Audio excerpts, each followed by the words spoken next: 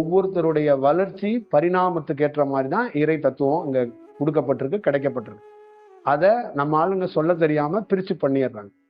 ராமனும் சிவனும் அண்ணன் தம்பி கிடையாது, ஒருத்தங்க தான். இது தெரியாது.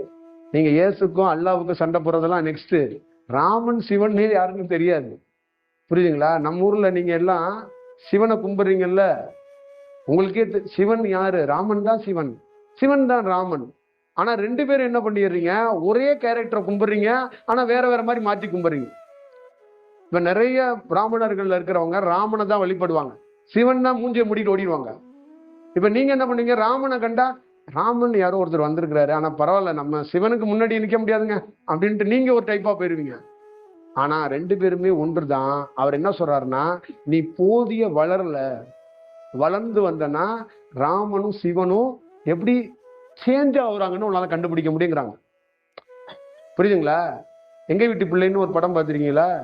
2 எம்ஜிஆர் இருப்பாங்க, ஒரே எம்ஜிஆர் தான். அதே மாதிரி ஒரு புக்கு தான், அது 500 மாறுது பாருங்க.